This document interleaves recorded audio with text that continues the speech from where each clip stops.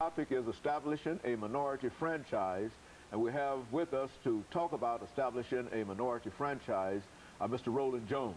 And Mr. Jones, let me again thank you for coming by and giving us the kind of information that you're giving us, because I think that some of the things that you're talking about, a lot of folks never consider how very, very important they are in terms of having a desire to establish a franchise. Let's pick up where you left off. Well, let's see, where did I leave off? Well, you were talking about being among the upper echelon in terms of the McDonald Corporation and et cetera. You see, being a minority within that framework. Well, being a minority during that time is certainly different than being a minority now. Of course, back when I started, when I mentioned, washing the trash cans my first day, and being the only minority in the state of Virginia, and then less than a year later, being a general manager of a restaurant, in that same state, and couldn't even go to a dentist up the street when I had a horrible toothache because it didn't take color. Okay, okay.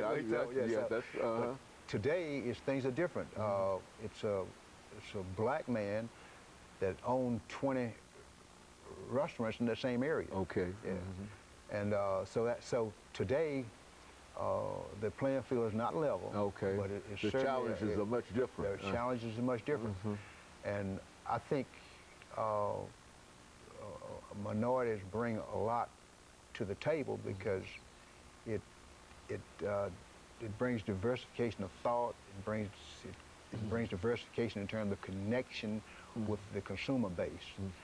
And fortunately, I've owned 4 different franchises during my lifetime, in my career. And my book here, Standing Up and Standing Out, is about the title of it is.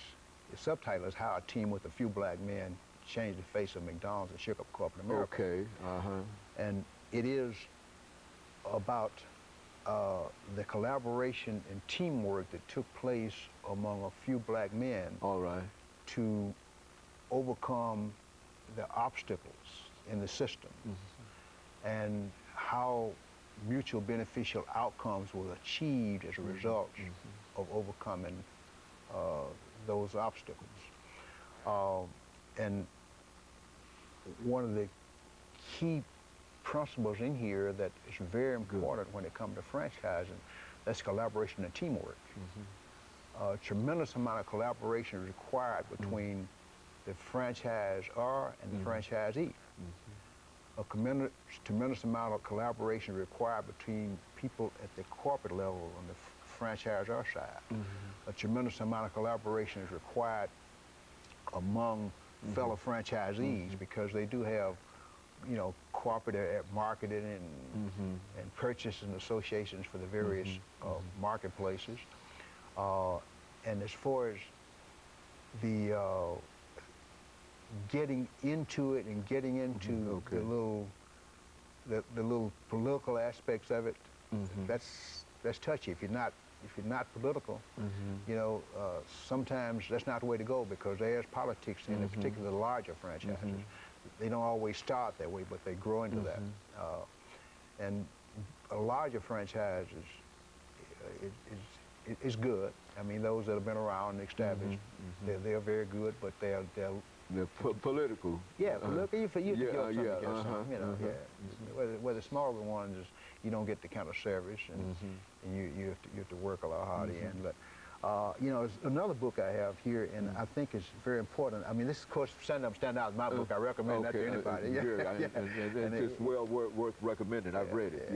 But it's got all, all the obstacles and how you overcome them and how to collaborate. That's why we wanted you to talk about some of those things. Well, it ends with my principle of standing up and standing out. And standing out is very important when it comes to growing as a franchisee. The franchisees, in the premium franchises, they got to stand out. They can't just blend in with everybody else. They got to stand out. Well, that's about true in almost any profession. When you say that in order to be good, you got to be better than everybody else. You've got to stand out. Stand out. And you know what? That's still true for us. It is. We're part of a minority group, and females in many cases.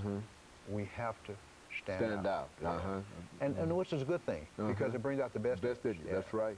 You have to be better than everybody else, because of whatever might be. And that is a great motivating factor. That really motivates. And you have to get down to the nitty-gritty of work when you first open those franchises, too. Because it takes a while to build an organization. It takes a while to have the capital. It takes money to do those things. If people say how much it costs to get in, you know, it costs a whole bunch of money to get in. I mean, you know, when I got into McDonald's back here, you know, it only cost like $206,000 what it was. And you know, today you're talking about, that's what back in, that's 30, almost 35 years ago. And that was $206,000 at that time, 30, And that wasn't one of the expensive ones. But see, that's just the beginning, because you have to have backup capital and all that. You can't go in undercapitalized. And another thing, you can't build wealth on borrowed money. So you that's right. So debt has to be to a minimum. But it's key for anybody to want to go into franchise and know how to select a franchise. And this is an interesting book here. It's called The Complete Idiot Guide for Franchise. It's by a gentleman by the name of James Amos. He's the one that made Mailbox, etc. Put them on the map, and they ended up, I think, selling it to UPS. And he talks about all the franchises and what to expect, and what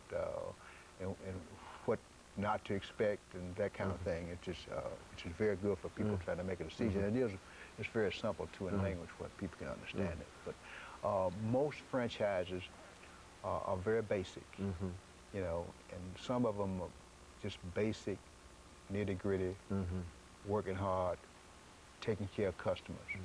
And there's a customer contact level in everything we do. So my recommendation is for anybody that wants to get into franchising to be prepared to work hard. And one thing I need to mention here, that when you talk about establishing franchises, you know, experience is required to establish a franchise as a franchisor. Now, but minimum amount of experience is required. Just good old common sense, and doing the kind of work you enjoy doing, and try to fit that to a franchise to become a franchisee. And if the system is done well, you follow that system and use good common sense, and it's what you enjoy doing, and you're good with people. That's it. It's no position for a loner. It's no occupation for a loner. I don't think so. I mean, you may have some franchises that require, you know, a couple employees or something. But it's a people-oriented kind of thing. You got to bring those people into It's a people-oriented kind of thing, because you got to work with the franchisor, you got to work together. You know, and you got to work with other franchisees. You know, and another area too is even there's a minimum amount of it, but there's some work required with vendors too. With suppliers. I mean, that's very important. You know, and so it really gives you a piece of all aspects of business, but you got somebody there to help you with. That's the most important thing about it. Somebody help you put it together. You've got all the pieces out there, but unless you understand how the pieces interrelate and how they work together, then you're going to have a difficult time. That's exactly and of course, during this last minute, Mr. Jones, let me thank you for coming by and giving us that excellent information. As a matter of fact, that's exactly what we wanted, because we do know that there are some interest in people becoming involved in minority franchises, and et cetera. And I think that if they are able to understand what we're saying here and what you're saying here today, then they'll have a better idea. And I was surprised in terms of how much money it actually takes to become involved in such an activity. And you said in the 1960s you were talking about $200,000, and it's almost, I would imagine, almost prohibitive for any one individual to think about becoming, and certainly some of the larger ones like the one that you started with, McDonald's. I mean, you have to have a group of individuals, I would imagine, to get together. It's not a poor man's business. It's not very good. But I certainly appreciate that, and I like what you gave us. I like the information that you gave us, and of course, let me encourage our audience to tune in again next week for another informative edition of Comments. Thank you, and good morning.